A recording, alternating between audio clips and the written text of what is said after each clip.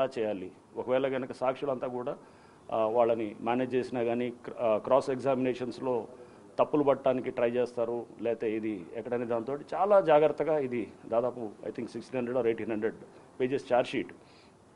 So అది కూడా 9 నెలలు పట్టింది. సో దాన్ని ఆ ఛార్జ్ షీట్స్ని కూడా నేను దాదాపు 10 సార్లు మార్చుంటాం. డ్రాఫ్ట్ ఛార్జ్ షీట్స్ని తీసుకొచ్చినప్పుడు లేదు కుదరలేదు, దాని మీద గంటల కొద్దీ కూర్చునేవాళ్ళం. కూర్చొని లేట్ నైట్స్ దాకా కూర్చొని డ్రాఫ్ట్ ఛార్జ్ షీట్ని అంతా చదువుకుంటూ, లేదు మళ్ళీ ఇలా కాదు, మనం దీన్ని మాడిఫై చేయాలని చెప్పేసి బహుశా ఒక 10 సార్లు పైన డ్రాఫ్ట్ ఛార్జ్ షీట్స్ మార్చి దాన్ని ఫైనలైజ్ చేసి మొత్తం పూర్తిగా దాన్ని అంతా ప్రాపర్ వెట్టింగ్ చేసి టెక్నాలజీని పూర్తిగా వాడుకుంటూ చివరికి అతను నడిచినటువంటి గేట్ ప్యాటర్న్ అంటారు, అంటే అతను నడిచి వచ్చి నరికినప్పుడు వీడియోలో ఏదైతే కనుక మనకి క్యాప్చర్ అయిందో దాన్ని గేట్ ప్యాటర్న్ అంటాం. ఆ గేట్ ప్యాటర్న్ని కూడా స్టడీ చేసాం. స్టడీ చేస్తూ దాన్ని కూడా ల్యాబొరేటరీకి పంపించాం. అంటే ఈ నడక ఇతంది, అంటే జనరల్గా ఒక వేలు ముద్దనం లేదా ఇట్లా ఉంటుంది, బట్ ఈ నడక కూడా దాన్ని కూడా అంత లోతుగా కూడా పోయి ప్లస్ టెక్నాలజీలో ఉన్నటువంటి ఇతర అంశాలన్నింటినీ కూడా తీసుకొని చాలా పగడ్బందీగా బిల్డ్ చేసిన కేసు ఇది. అండ్ సాక్షులు కూడా చక్కగా చెప్పారు. అండ్ ఐఎమ్ వెరీ హ్యాపీ, ఎందుకంటే A2 శర్మ అతను యాక్చువల్గా మర్డర్ చేసి ఆ రోజు బీహార్లోకి రైళ్ళు వెళ్ళిపోతుంటారు. ఆయన అక్కడ రైల్లో దిగే కన్నా ముందే మన వాళ్ళు అక్కడ పోలీస్ టీం ఇక్కడి నుంచి వెళ్ళి ఫ్లైట్లో వెళ్ళి తర్వాత అక్కడి నుంచి పట్టుకొని తీసుకురావటం. అట్లానే వీళ్ళంతా కూడా ఇతర మర్డర్లో ముద్దాయిలైనటువంటి అస్గర్ అలీ వీళ్ళంతా కూడా రకరకాల స్టేట్స్లోకి వెళ్ళిపోయి ఉంటారు అన్నమాట. అంతా కొంతమంది మహారాష్ట్రలో ఉంటారు, యూపీ, ఇట్లా రకరకాల స్టేట్స్లో ఉంటారు. అందరినీ ఒక 4 రోజుల్లోనే మొత్తం కూడా ట్రాక్ చేయటం, వాళ్ళని ఐడెంటిఫై చేయటం, వాళ్ళని పికప్ చేయటం, తీసుకొచ్చి అరెస్ట్ చేసి అక్కడ లోకల్ అక్కడ అన్ని కంట్రీ వైడ్ కూడా ఇతర సంస్థలంతా కూడా దీంట్లో మాకు ఆ రోజు సహకరించారు.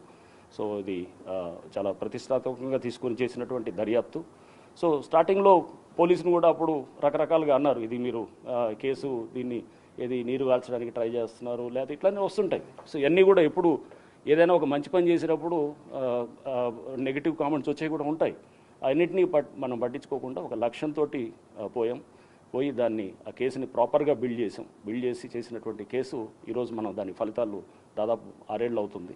6 ఏళ్ళు అయిన తర్వాత మనం చూస్తున్నాం death sentence to A2 and A3 నుంచి అందరికీ కూడా తక్కిన వాళ్ళందరికీ కూడా లైఫ్ ఇంప్రిజన్మెంట్ ఇచ్చారు. బేసికల్లీ ఇంటెన్సిటీ ఏంది మారుతిరావు, అంటే మారుతిరావు చనిపోయాడు, అంటే ఇంటెన్సిటీ ఏంది? మారుతిరావు నేను అంటే యాక్చువల్గా ఆయన చనిపోయినప్పుడు చాలా బాధపడ్డాను యాక్చువల్గా. ఎందుకంటే ఒక తండ్రిగా అతను అంటే బిడ్డ కోసం చేసింది ఉండొచ్చేమో కానీ, బట్ అది వేరే చనిపోయిన బిడ్డ కూడా, వేరే చనిపోయిన ప్రణయ్ కూడా వేరే వాళ్ళ కొడుకుగానే మనం తీసుకోవాలి.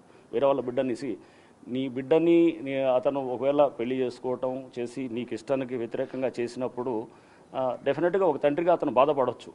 ఎందుకంటే ప్రతి తండ్రి కూడా వాళ్ళ బిడ్డ బాగోగులు చూసుకోవాలనే చూస్తాడు. బట్ అలా అని చెప్పేసి మనం వేరే వాళ్ళ ప్రాణాలు తీయటం అనేది అది కరెక్ట్ కాదు. ఎందుకంటే అది ఆ హక్కు ఎవరికి కూడా లేదు. సో మనం అందుకోసం దాన్ని ఆ కోవలో చూస్తూ అతను చనిపోయినప్పుడు బాధపడ్డాము. But at the same time అతను కూడా బహుశా సెన్సిటివ్గా ఫీల్ అయినట్టు అనుకుంటున్నాను. మారుతిరావు అంటే ఆయన అమితమైన ప్రేమతోటి ఆయన బహుశా ఈ యాక్ట్కి చేయటం జరిగింది. సో ఇదొకటి, అంటే ఇదొక అందరికీ కూడా ఒక లెసన్గా తీసుకోవాలి ఇట్లాంటి కేసెస్. ఇది ఒక హానర్ కిల్లింగు అండ్ అట్లానే ఒక హైర్డ్ కాంట్రాక్ట్ కిల్లింగు అండ్ దీంట్లో అంతా కూడా డబ్బు కూడా చాలా ఇన్వాల్వ్ అయినటువంటి ఇది.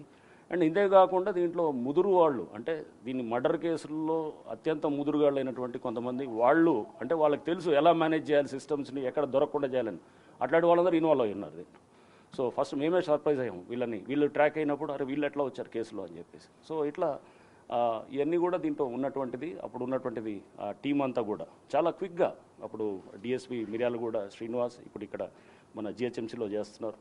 అండ్ అట్లానే ఇన్స్పెక్టర్ అప్పుడు వెంకటేశ్వర రెడ్డి ఉన్నారు 1 టౌన్, అండ్ ధనుంజయ్ అక్కడ లోకల్ హాలియా ఇన్స్పెక్టర్ ఉండేవాడు, టాస్క్ ఫోర్స్ వాళ్ళు ఉన్నారు, ఎస్ఐ ఉన్నారు, అండ్ ఎస్ఐస్ అక్కడ లోకల్ పనిచేసిన వాళ్ళు, అండ్ సిబ్బంది మా రైటర్స్ వీళ్ళందరూ కూడా మొత్తం తీసుకొని FSL ఫోరెన్సిక్ ల్యాబొరేటరీని కూడా పూర్తిగా వాడుకొని మేము దీంట్లో సైంటిఫిక్ ఎవిడెన్స్ తోటి బిల్డ్ చేసి కేసుని మనం ఎలా చేయొచ్చు అనేదానికి ఈ కేసు ఒక బెస్ట్ ఎగ్జాంపుల్ అని నేను భావిస్తాను.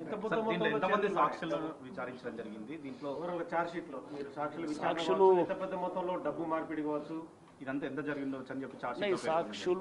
నాకు తెలిసి ఐ డోంట్ రిమెంబర్ కానీ, బట్ 80-90 ఉన్నారనుకుంటాను సాక్షులు. ఇది కేసు కూడా ఛార్జ్ షీట్ అయ్యి 6 ఏళ్ళు పైన తర్వాత ఇదైంది.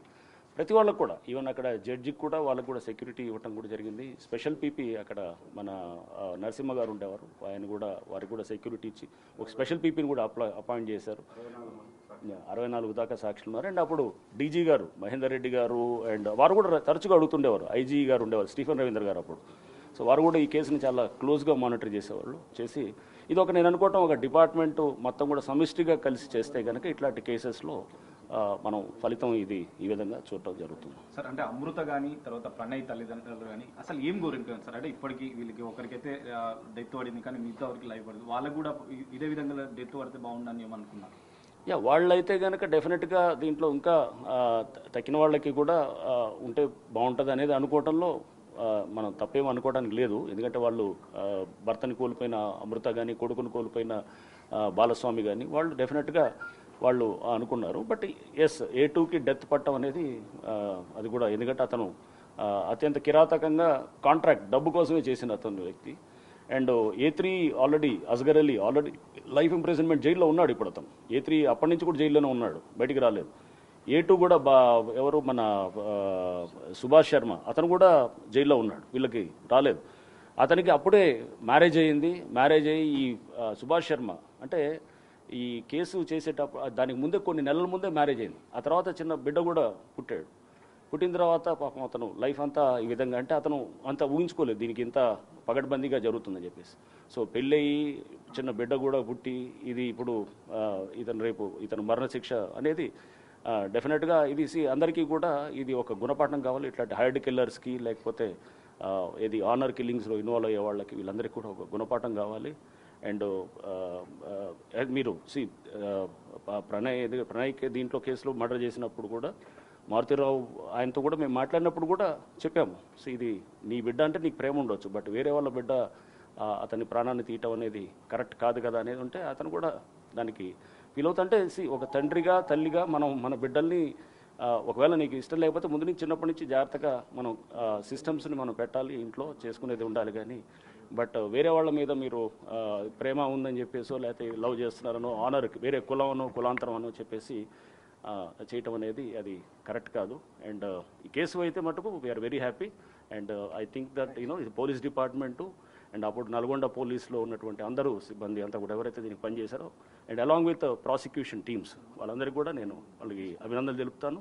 సాక్షులందరికీ కూడా వాళ్ళు కూడా వి అప్రిషియేట్ అందరికీ. Thank you sir. ఇది మొత్తం మీద సాక్షులకు సంబంధించి సాక్షులు సరైన సమయంలో కోర్టులో సాక్ష్యాలు ఇవ్వడం వల్ల తర్వాత వాటికి సంబంధించి